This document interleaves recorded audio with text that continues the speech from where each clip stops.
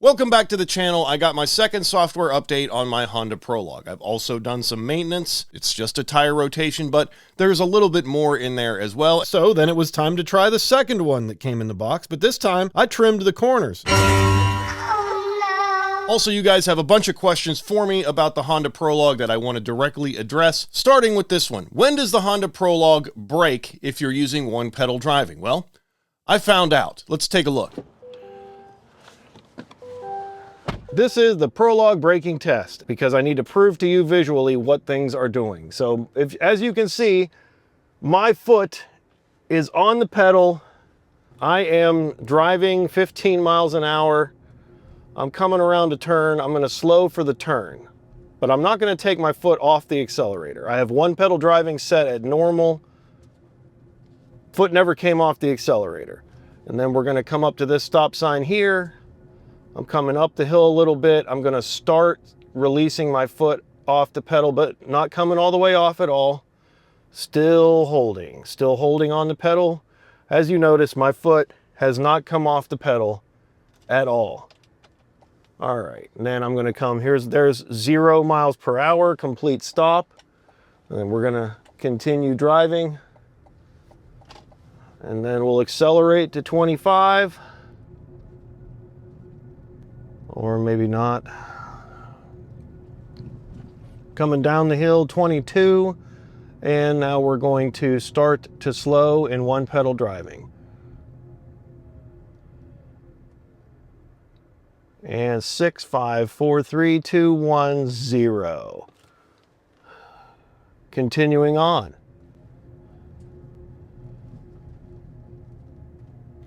Put the blinker on. We're going to stop dead at the line.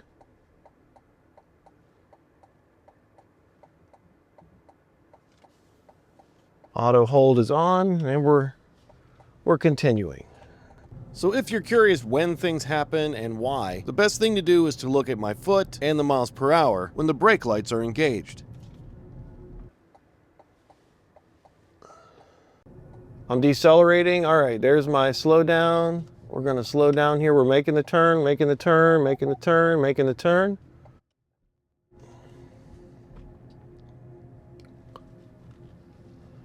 I really hope this is helpful. Once again, I have no idea when the brakes are on. 20 miles an hour, residential streets. You can tell it's pretty busy here. And then we're going to slow to the stop here. Now my foot is off the pedal. Here's a little bit of highway. So you guys can see what that looks like. All right, pulling out onto the 4-lane here. I'll accelerate up to the speed limit, which is 55 through 50 through here. So I'll accelerate to 50 and then, all right, I'm going 52. There's back to 50. You can see my foot. I am making adjustments with my foot, but they may not be visible because they're so small. We're coming up to the light before the platform for 68 interchange, and up the hill we go. As you can see, still on the accelerator technically the whole time through there. And you'll be able to tell exactly what happened. I have no idea. Once again, don't know when the brake lights come on. That's the whole reason we're doing this. One pedal driving is normal. I just wanted to show you that. That's what my level is set at. So if you're interested in how this is performing, one pedal driving is set to normal. All right, starting to decelerate. 30, 25, 20, 15, 10, 5, and then there's 0 and auto hold is on.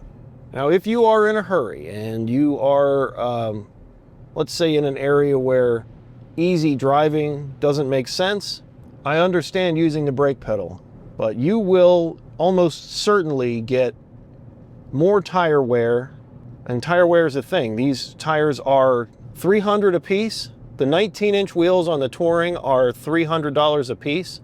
That was the quote I got from my local tire shop that's mounted and balanced. but these Alenzas. But in the event you one pedal drive, you will see less degradation from your tires. Your brakes also will not suffer as much. However, even though you're applying the brake pedal, it's actually not brakes most of the time, it is also regen. Let me know what your thoughts are in the comments.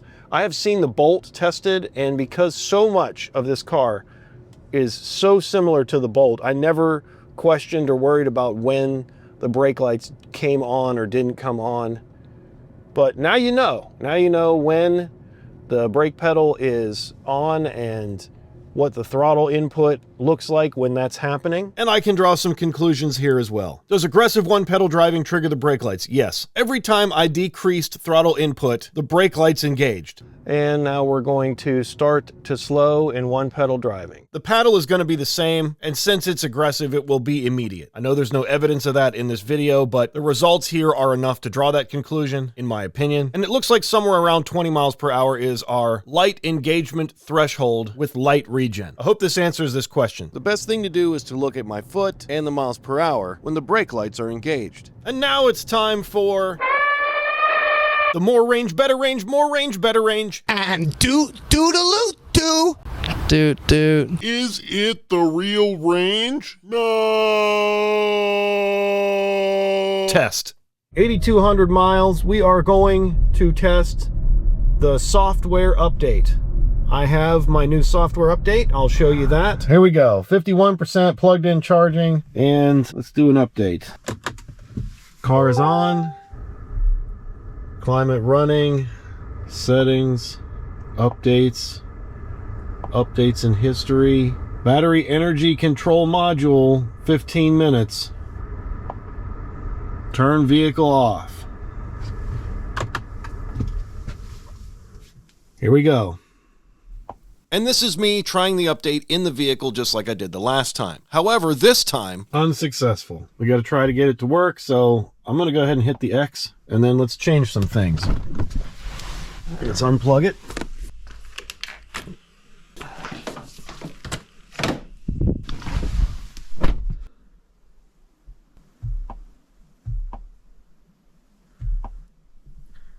It is gone. So let's power cycle it.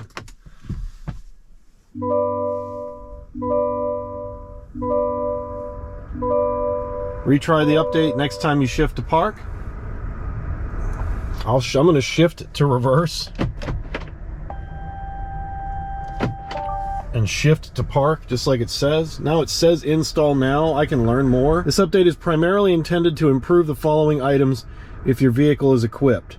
Improves performance of wireless communication of the lithium-ion battery status. Improves performance of cabin heating and cooling system. During the update process, your infotainment may stay on for up to 5 minutes. This is expected behavior. Do not service your vehicle during installation. Okay?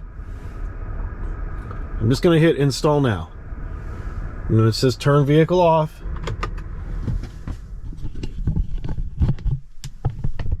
And this time, I'm going to leave the vehicle. So I'm going to hit install now, and then I'm going to step out during that 60 seconds.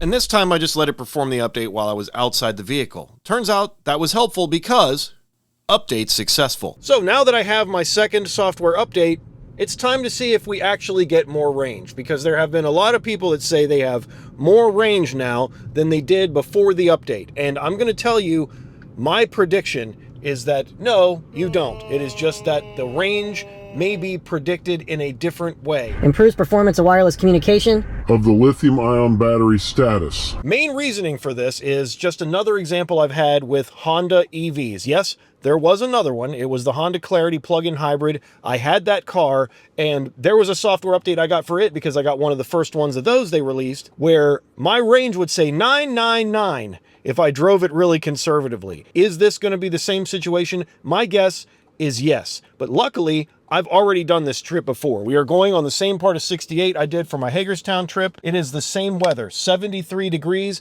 I've got my climate set at 70, and we are going to take the same route. Now, my time of day is a little different, but that's about it. Let's get on the road. The first test we got to do here is cruise control. I have not engaged cruise control since I updated to the second update. A lot of people said that their cruise control wasn't working. I have done a pretty significant amount of driving since, but I have not tested my cruise control. So here it is, cruise control on, 33, we're gonna set.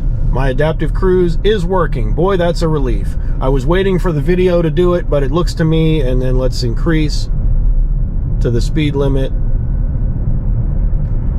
Yeah, it looks like my adaptive cruise is fully functional, and the software may have had to recalibrate. That is my guess. 75 degrees right now, 70 miles per hour, same route, same driving. We'll do a loop test. It's a very, very steep loop. Here we go. Home, vehicle status, trip information. There's trip 2. We're gonna reset trip 2. And I have also tested the first update. So there were 2 updates. I did a full range test based on my Mountaineer loop after the first update. Let's look at that. Hello, party people. I am increasing my speed to 65. I'm only gonna do the 65 mile an hour portion of my test because there are so many potholes, it's hard for me to describe. We will start it at the Goshen Road exit. I will reset trip 2 in 1 mile. There is the Goshen Road exit. I am hitting the reset trip. And this is 1 update in. I have the first half of the Honda updates. I haven't gotten the second one yet, but I haven't done a ton of driving. I'm guessing that these are downloaded while you're driving. If you wonder how I know that, I was a Fisker Ocean owner, and ask any Fisker Ocean owner about the 12-volt battery and they'll tell you that they know way more than they need to. My last test was at 51 degrees or 50 degrees, and it's currently 52. So the reason I jumped out here right away is because we're looking at a really similar condition to what I did this fall. We have just ended our roadwork area, so back to 65. I do have, you know, a couple thousand more miles of wear on the tires. These are the same tires. I have not rotated yet. I am waiting for a warm day to do it, but I have plans to rotate. I actually have rotated my tires since this trip and before the trip test on the new software. And if you wonder how a local garage will lift up your Prologue, it's by the suspension, not the lift points, because those are for a single wheel jack, but the mechanic will lift it up by the suspension. And I believe we are probably riding right at where we should be at highway speed. 42 cold pressure, we're at 45s and 46s. So that's almost exactly where we should be and where you are normally when you travel. 65, canceling the cruise. We'll get right back on I-79. If you have more quote-unquote miles of range, remember your driving is going to play a role in that. The temperature is going to play a role in that. So if you've had an increase in temperature at the same time as a software update, you can't say that those are or aren't mutually exclusive because of temperature. You would need to know the temperature on those days and the driving conditions on those days and the amount of effort you put into driving efficiently on those days. But we're back at 65 on the Mountaineer loop. We're going the other direction, and we will run this entire thing. We're getting off at Goshen Road. Here it is. 9:40 is the time I got off. I got 3 miles per kilowatt hour, and that stacks up to about what I would normally get. And it is 1/10 of a mile per kilowatt hour more efficient, but my average speed was significantly less. This time it was 58.75 miles per hour. Last time I did the 65 mile per hour test, it was 63.1 miles per hour. So I went slower, I got better efficiency. Other than that, no other conclusions to draw. We're gonna have to base it on our current trip. We are approaching the 43 North Cheat Lake exit on 68. And I just want to show you that the elevation is listed at right about 900 feet. And then after this, we are going up Cooper's Rock Hill. It may be hard to tell from right now, but we are about to go up a pretty big hill. Let me show you how big this hill actually is. 6:20 p.m., 827 feet. Up we go. Already at 1,000 feet. 6:21. This is 1 minute later. Here's another minute later, 6:22 p.m. and we're at 1,500 feet. Here's your Cooper's Rock exit, exit 15. It's 624, and now we're at 1900 feet. And we've broken 2100, 2125, 6, 26, 21, 26. There you are. Now back down the hill. Massive downhill now. It's 648. We are at 2300, almost 2400 feet of elevation right now. And we are near the 219 exit on I-68. I don't think we're going to make it to 2500 before we cap this hill. But, oh, maybe 2099. Oh, not quite, just not quite 2,500 feet. But here we are at 2,500 feet, looking out on the beautiful mountains of Maryland. And the whole reason we're here is this number down here. You cannot believe this number. My efficiency right now is 2.2 miles per kilowatt hour as I'm about to get off of the exit. And obviously we are at a higher elevation than when we started, because we started at around 1,000 feet. So we'll get to make that up on the way back. We'll swing it around and we'll head back. We are moving back towards 70 miles per hour. I've got 41 miles to Morgantown indicated on the sign there, and we have some elevation to shed back off. 99% of this trip has been driving. Climate and fast charge prep is 1%. So this efficiency that I end up with, this 20 kilowatt hours that I've used to drive this 51 miles, is going to be pretty much the most efficient it gets. And I've got 9 miles of regen. You can look and see there, welcome to the mountains. We'll add it to the driver's display. All you got to do is click it, and now it will show my energy efficiency right there on the display. We are at the top of a mountain, 30 miles from home, just entered West Virginia. Let's go get a thumbnail. We have completed 70 miles of our trip at this point. We're at 2.6 miles per kilowatt hour. Guys, it's looking like it doesn't matter what your software is, you're still going to get the same efficiency. It's just a guess, but so far that's what we're looking like. Hey Google, show me off-road app. Opening off-road. All right, 1,400 feet, so we're down from where we turned around, but we still got some down to do. In fact, I've got one more big up before we go down. This is the hill I showed you at the beginning of this trip, and we are on the opposite side heading up now. 1,500 feet. We're going to be pretty close to that 2.7 that we had last time. All right, here we are. Look at that, an 82.4 mile, 5 mile trip, and I'm looking at 2.7 miles per kilowatt hour. The rain just started, and I am 1 mile from my exit. So I think we can conclude, because I'm going to slow down right now to 65, 60, because that's too much rain for this kind of speed. But what we can conclude is that 2.7 miles per kilowatt hour is still what the Prologue gets at 70. So this number down here is still your nemesis.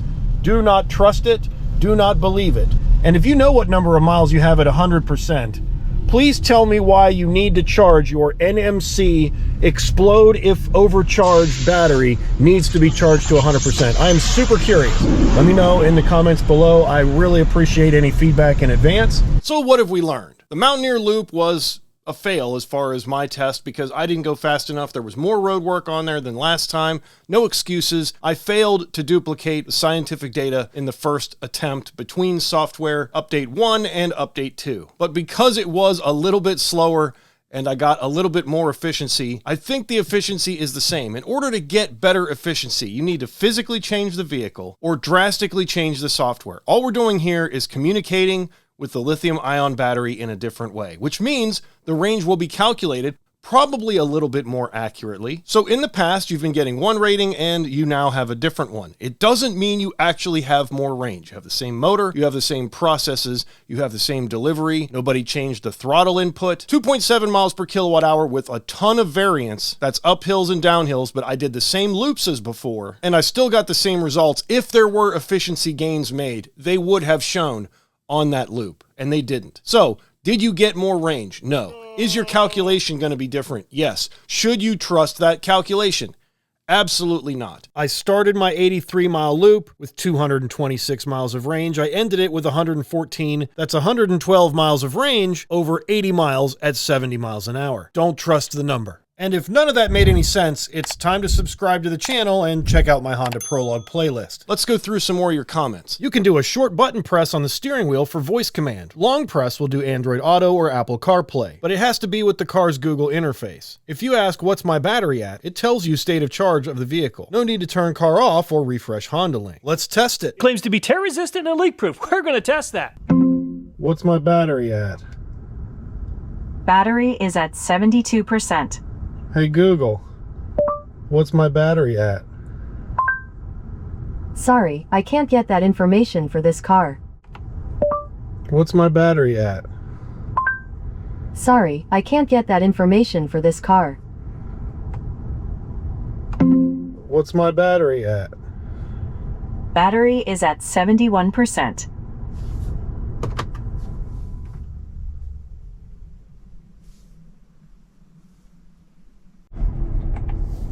What's my battery at?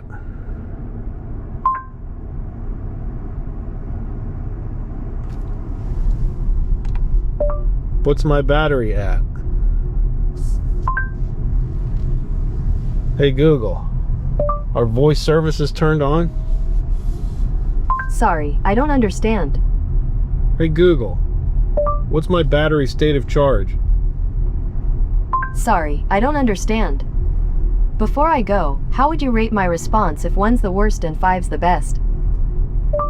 1. Thanks for helping to improve assistant for everyone. My final thought is because I'm not navigating anywhere. Let's just navigate somewhere. Yeah, Keepo Chevrolet. That's where we're going. Start. What's my battery at?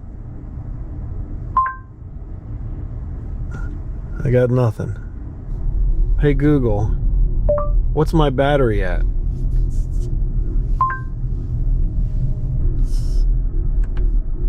What's my state of charge? Sorry, I didn't understand. What's the battery percentage?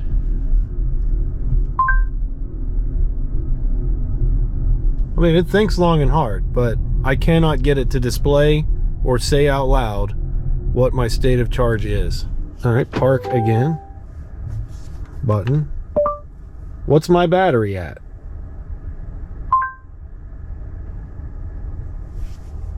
Absolutely nothing. Let me know what I did wrong in the comments. Why couldn't they just make the Prologue with a better and longer range? I responded a little sarcastically. How much range does one need? It's a destructive process of diminishing returns. For road-sized vehicles, 300 miles is basically what you're gonna get. If you want a big SUV like this, that is a shape that you prefer and not shaped like a Tesla Model Y, the amount of range you're gonna get is around 300. With current battery technology, plain and simple. The Aptera, for example, is the most efficient vehicle that you can get, and the Aptera with the same size battery or similar does 1,000 miles of range, but it is because it only has 3 wheels and it is super light and it is shaped like an egg or a teardrop or whatever you want to do. Basically the most aerodynamic shape that they could possibly imagine. Then you have the Tesla Model 3. I hate to bring that one up, but it's basically the most efficient you can get as far as a vehicle you can buy.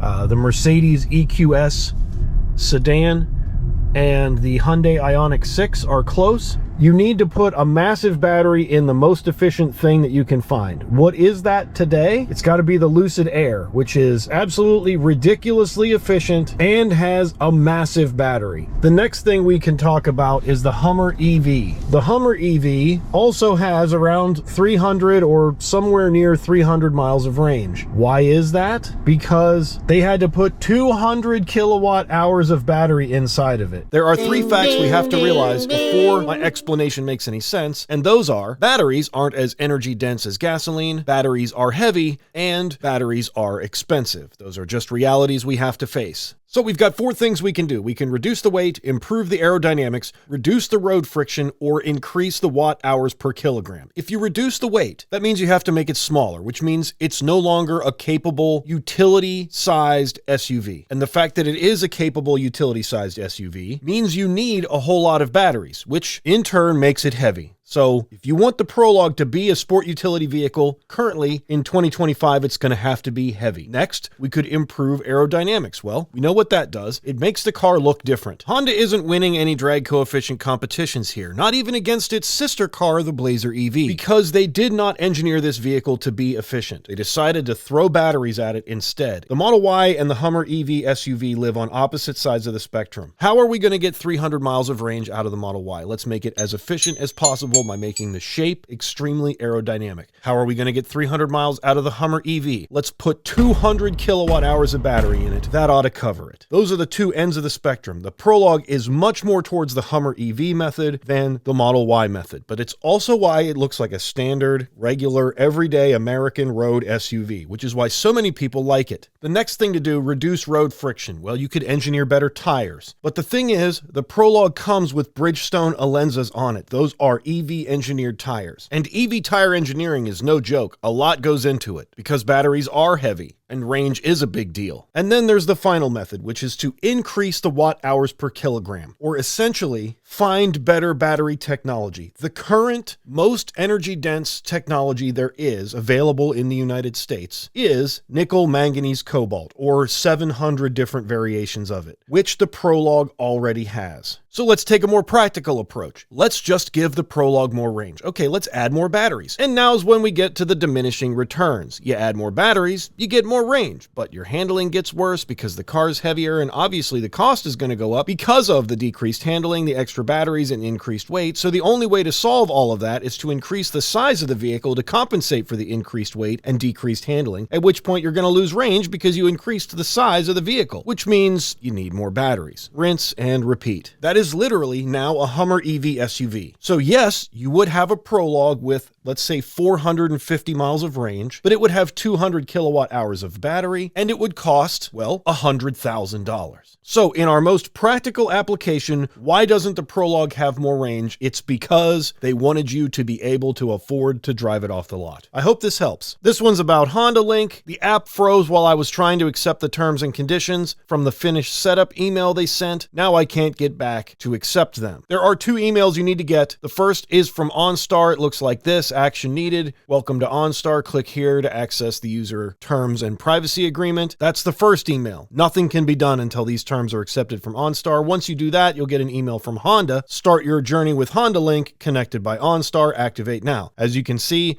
this link will expire in 24 hours. If your link is expired, your access has to be reset, but you have accepted the OnStar terms, which puts that responsibility in Honda's hands. Call Honda support and ask them to reset your access. Don't take no for an answer. If they give you a case number, call back immediately with the case number and just continue to tell them it's unacceptable. Call your dealership, give them the case number. If you want access to Honda Link, you kind of have to force their hand. At least that's how it was for me last year. And I hope your situation improves. Let me know your experiences down below. Next, I'll address the steering clicking. The more videos about the Prologue, the more confused I am about the plus minus of the vehicle. I'm looking for a replacement for my Model Y. But this may not be the one. I do love the traditional aspects of the car, though. It's a normal car, complete with steering clicking. I don't drive my Prologue aggressively, and I have never even experienced the nuance of a hint of a click. Also not mentioned here, my Prologue is garage kept, but I included this one in the video for your thoughts. Let me know why you think I'm not experiencing the clicking down below. What was your software version before and after the update? Here's before, here's after. I don't see any differences. And since you made it all the way to the end, I will reward you by showing how clueless and unskilled I am installing a screen protector on my driver's display. Here it is. This one I bought individually. This is the item. There goes my original sticker that came from the factory. I'm trying desperately to size it up. And when I think I've got it, I start to clean it. What I find out here is that I don't got it. This one is too big. It does not fit. I tried every single possible way. I squeegeed, I pushed, I moved, I reset. I could not get it to fit. So then it was time to try the second one that came in the box, but this time I trimmed the corners so it actually would fit, because right now my screen has no protection. I continued trimming the corners, and of course now it doesn't fit at all. It just looks stupid. But I did have to have something to put on there. Another clean and wipe down, and a bunch of squeegeeing later, I realized it still did not fit. After fighting with it some more, and eventually just taking the scissors to it, I got some kind of semblance of fit. But it wasn't going to work permanently, so I ordered the other set, because there are only 2 products in existence that fit on the driver's display of the Honda Prologue. And here's my second attempt at installation. Let's take this one off, because it's too big.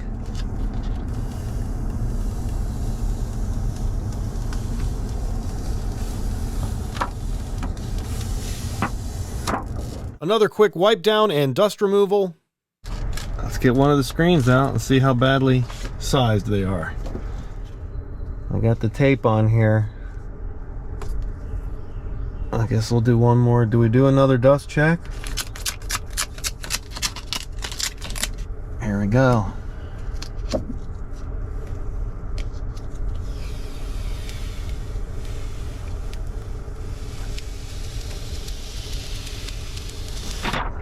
Let's see. Let's see if we can get it to land.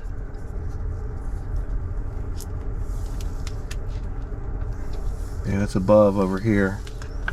See, this is why it's so hard. Because that tape doesn't really line anything up. You have to pull it down and put it in position and then hope. Yeah, see, it's stuck over here prematurely. Alright, that looks like if it decides to seal, it will be in the correct place. After I installed it, I found a couple other pieces of tape that I guess I should have put on there somewhere, but who knows. Alright, now it says take number 2. Well, hopefully that screen thing will come with it.